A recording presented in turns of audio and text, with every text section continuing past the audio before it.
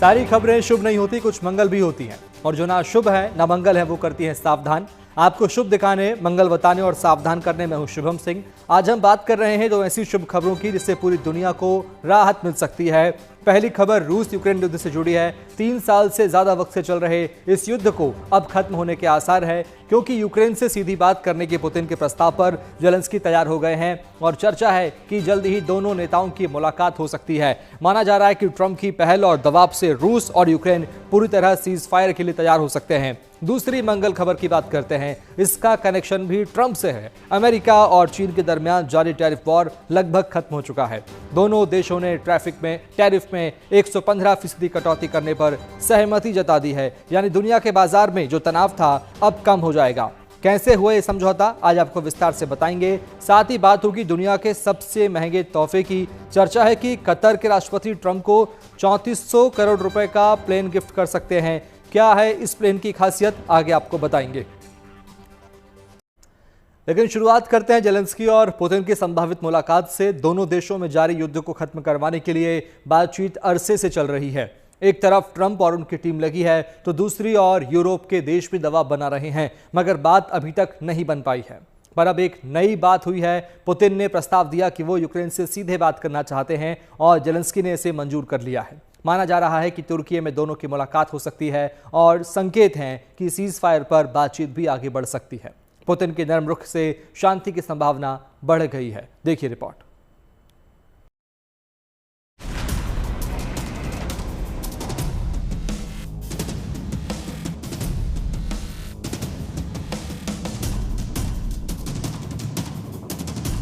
Your fight is our fight. Unconditional ceasefire means unconditional ceasefire.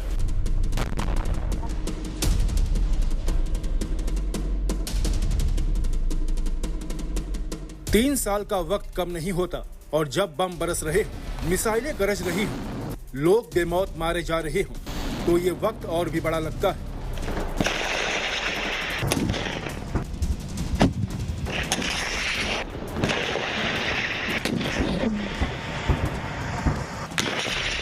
जब जंग जारी हो और उसके खत्म होने के आसार ना हो, तो एक एक दिन भारी लगता है।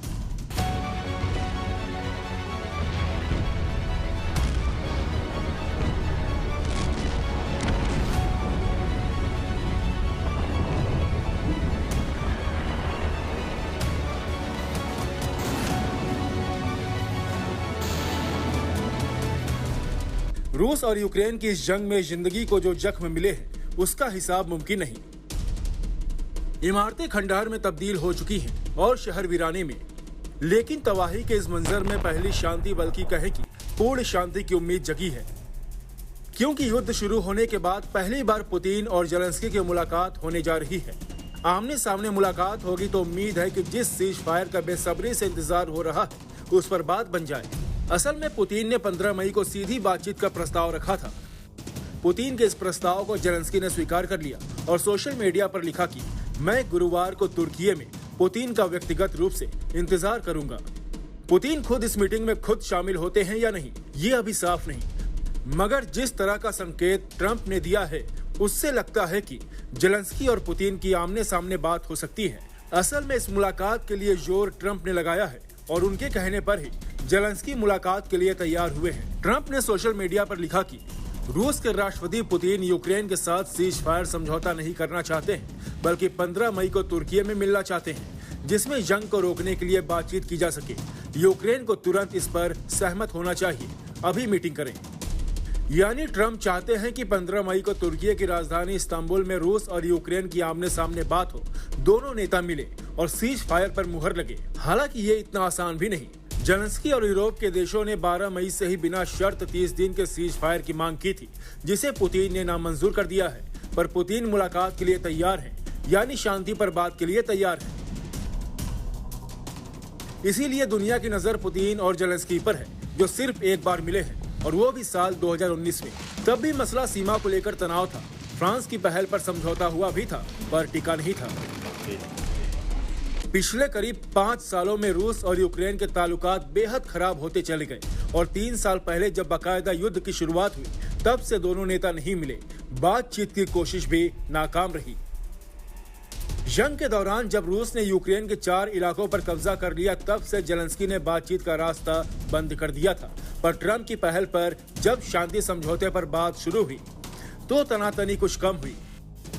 इस्तांबुल में होने वाली बातचीत के आधार पर ही रूस और यूक्रेन कुछ मामलों में सीज फायर के लिए तैयार हुए, पर अब लगता है कि ट्रंप के दबाव से पूर्ण सीज फायर पर बातचीत हो सकती है। I have a message for both parties. Get this war ended.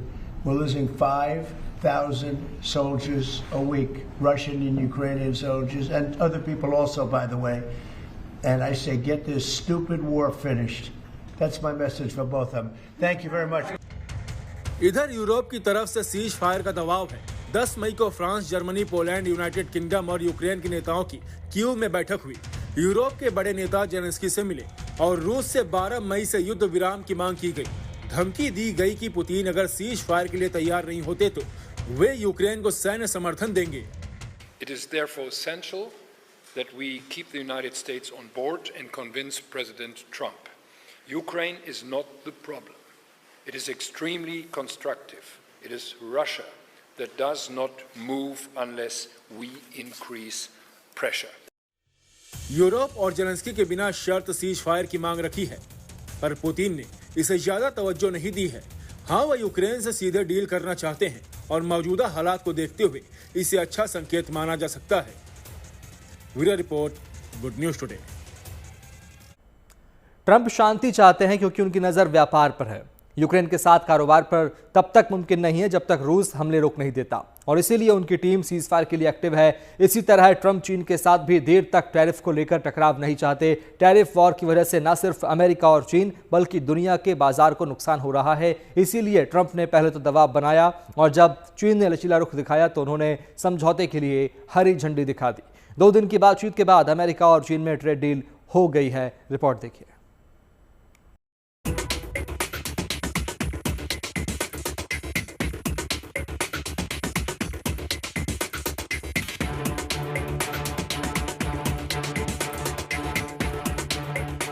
Tariff को लेकर अमेरिका और चीन में ऐसा टकराव हुआ कि दुनिया हिल गई। ना तो ट्रंप पीछे हटने को तैयार थे और ना ही चीन पलटवार करने से बाज आ रहा था, मगर जल्दी ही दोनों ने समझ लिया कि इस टकराव से फायदा किसी का नहीं, उल्टे भारी नुकसान है। इसलिए बीच का रास्ता निकाला गया, संतुलन बनाया गया और जिनेवा में हुई बातचीत के बाद जो समझौता हुआ उसके मुताबिक अमेरिका चीनी सामानों पर 30% टैरिफ लगाएगा, वहीं चीन अमेरिकी सामानों पर 10% टैरिफ लगाएगा। दोनों देशों ने टैरिफ में 115% कटौती का ऐलान किया है। दोनों देशों के बीच टैरिफ में यह कटौती फिलहाल 90 दिनों के लिए हुई है। इस समझौते के लिए चीन और अमेरिका में 2 दिन बाद हुई ट्रेड वार को रोकने पर सहमति हुई और दुनिया ने राहत की सांस ली। पिछले महीने ट्रंप ने चीनी सामानों पर 145% टैरिफ लगा दिया था, जिसके बदले चीन ने भी अमेरिकी सामान पर 125% तक टैरिफ लगा दिया और नतीजा ये हुआ कि दुनिया की 2 सबसे बड़ी अर्थव्यवस्थाओं के बीच सालाना $600 अरब का व्यापार लगभग रुक गया था।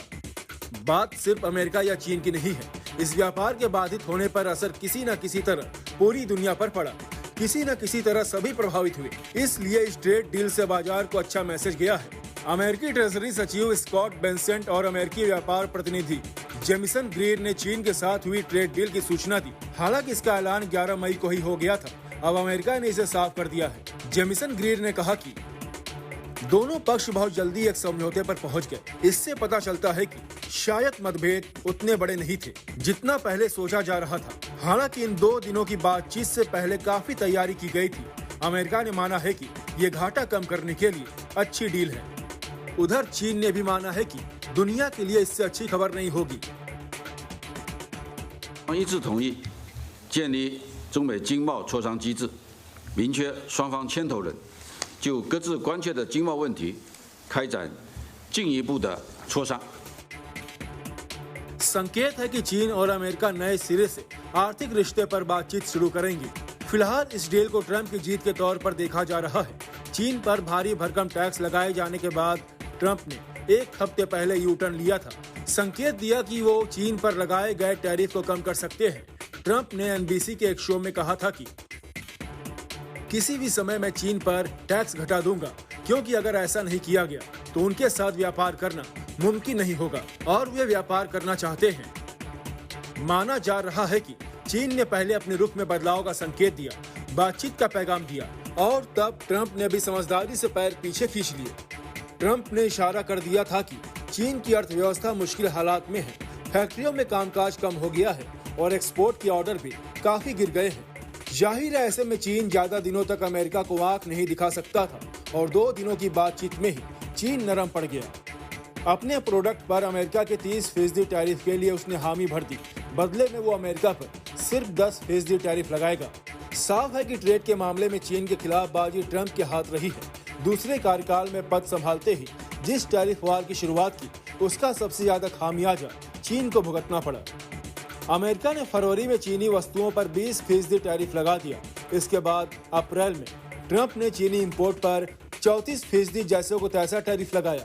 इसके बाद कई बार और टैरिफ लगाने से टैरिफ की दरें 145% तक पहुंच गई, जिससे चीन को भारी चोट लगी। हालांकि नुकसान अमेरिका को भी हो रहा था, पर ट्रंप ने दबाव बनाए रखा और लगता है कि चीन ने भी अपना नफा नुकसान देखते हुए समझौता करने में ही अपनी भलाई समझी। Bureau report, good news today. अब समझने वाली बात यह है कि अमेरिका और चीन में यह समझौता हुआ क्यों। दोनों देशों के बीच कई मुद्दों को लेकर पहले से तनाव है।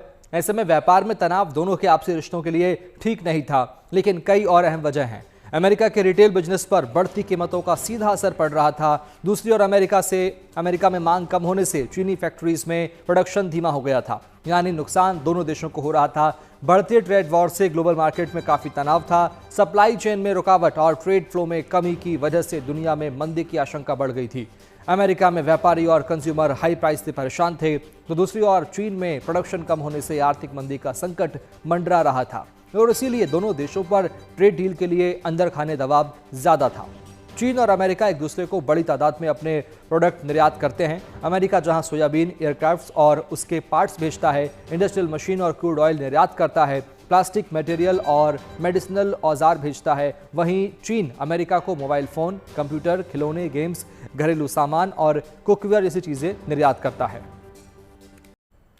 और अब बात दुनिया के सबसे महंगे गिफ्ट की, जो शायद अमेरिकी राष्ट्रपति ट्रंप को मिल सकता है। अमेरिकी राष्ट्रपति जब भी विदेशी दौरों पर जाते हैं, हाईटेक एयरफोर्स 1 प्लेन से जाते हैं। ट्रंप भी इसका इस्तेमाल करते हैं, लेकिन अब ट्रंप के पास लग्जरी बोइंग जंबो जेट विमान होगा। रिपोर्ट्स के मुताबिक डोनाल्ड ट्रंप को उनकी कतर यात्रा के दौरान ये आलीशान प्लेन गिफ्ट के तौर पर मिलने वाला है। कतर का शाही परिवार 3400 करोड़ का ये लग्जरी एयरक्राफ्ट उन्हें तोहफे में देगा। हालांकि अब तक इसकी पुष्टि नहीं हुई है। प्लेन कब तक मिलेगा ये भी अब तक साफ नहीं हुआ है। हाँ, मगर प्लेन की तस्वीरें सामने आ गई हैं और अमेरिका में सवाल भी खड़े हो गए हैं। देखिए ये रिपोर्ट।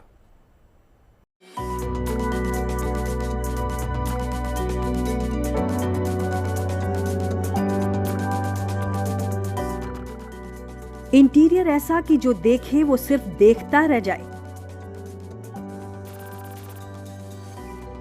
मास्टर बेडरूम के साथ बड़ा कॉन्फ्रेंस एरिया, कई आरामदायक लाउंज और शानदार सिटिंग एरिया। न तो ये कोई 5 स्टार होटल है और न ही किसी रईस शहजादे का महल। यह है दुनिया का सबसे luxury private jet Boeing 747-8 jumbo, जिसे दुनिया द फ्लाइंग पैलेस के नाम से जानती है। लेकिन अब ये फ्लाइंग पैलेस अमेरिका के राष्ट्रपति डोनाल्ड ट्रंप की नई सवारी भी हो सकता है। रिपोर्ट्स की माने तो कतर का शाही परिवार राष्ट्रपति डोनाल्ड ट्रंप के लिए ये लग्जरी विमान गिफ्ट करने वाला है। माना जा रहा है कि राष्ट्रपति ट्रंप कतर यात्रा के दौरान इस तोहफे को स्वीकार कर सकते हैं। रिपोर्ट्स के मुताबिक इस लग्जरी एयरक्राफ्ट को एयरफोर्स 1 के विकल्प के तौर पर इस्तेमाल किया जाएगा। एयरफोर्स 1 अमेरिकी राष्ट्रपति का आधिकारिक विमान होता है। ट्रंप के मौजूदा कार्यकाल के आखिर में इस विमान को ट्रंप प्रेसिडेंशियल लाइब्रेरी फाउंडेशन को दान कर दिया जाएगा। हालांकि आधिकारिक तौर पर इसका ऐलान न तो व्हाइट हाउस की तरफ से किया गया है और न ही कतर के शाही परिवार की ओर से इस पर कोई बयान दिया गया है। अलबत्ता इस सप्ताह के अंत में ट्रंप की कतर यात्रा के दौरान उन्हें ये तोहफा मिल सकता है, जिसकी कीमत तकरीबन $40 करोड़ है और ये अमेरिकी सरकार को मिलने वाला सबसे महंगा तोहफा होगा, जिसमें एक विशाल मास्टर बेडरूम के साथ 6 से 7 लोगों के लिए एक कॉन्फ्रेंस एरिया भी मौजूद है। इसमें 2 फ्लोर हैं और अंदर से दूसरी मंजिल पर जाने की सीढ़ियां हैं। हालांकि इस एयरक्राफ्ट को शुरुआत में अमेरिकी एयरफोर्स को सौंपा जाएगा, जो अमेरिकी राष्ट्रपति की सिक्योरिटी और सुविधाओं के हिसाब से इस विमान में तब्दीलियां करेगी। राष्ट्रपति ट्रंप फरवरी में इस आलीशान और लग्जरी जंबो जेट का दौरा कर चुके हैं। उस समय ये फ्लाइंग पैलेस वेस्ट पाम बीच इंटरनेशनल एयरपोर्ट पर पार्क था, लेकिन अब बहुत जल्द ही ये फ्लाइंग पैलेस अमेरिकी राष्ट्रपति के बेड़े में शामिल हो सकता है। Bureau report, good news today. Trump को मिलने जा रहे इस गिफ्ट पर अमेरिका में विपक्षी पार्टी के सांसदों ने सवाल खड़े कर दिए हैं। असल में ट्रंप का कारोबार मिडिल ईस्ट में फैला हुआ है। हाल ही में उनकी कंपनी ने कतर में एक नए गोल्फ रिजॉर्ट की घोषणा की है, जो कतर सरकार के स्वामित्व वाली कंपनी के साथ साझेदारी में बन रहा है और इसीलिए इतने महंगे गिफ्ट को रिश्वत के तौर पर भी देखा जा रहा है। अमेरिका में विपक्षी सांसदों ने कहा कि ट्रंप के राष्ट्रपति पद की जिम्मेदारियों से मेल नहीं खाता। हालांकि ऐसी आलोचना से ट्रंप को फर्क नहीं पड़ता। उन्होंने साफ कहा कि रक्षा विभाग को मुफ्त में एक विमान मिल रहा है, जो 40 साल पुराने एयरफोर्स वन को अस्थायी तौर पर बदल देगा। वहीं व्हाइट हाउस ने कहा कि कोई भी उपहार कानून के दायरे में ही स्वीकार किया जाएगा। उम्मीद है आपका दिन शुभ रहा होगा। कल की मंगल कामना के साथ आपको रहना है सावधान भी। अभी के लिए मैं यानी कि शुभम आपसे आपकी शुभ रात्रि की कामना के साथ देता हूं विदा। देखते रहिए गुड न्यूज टुडे। नमस्कार।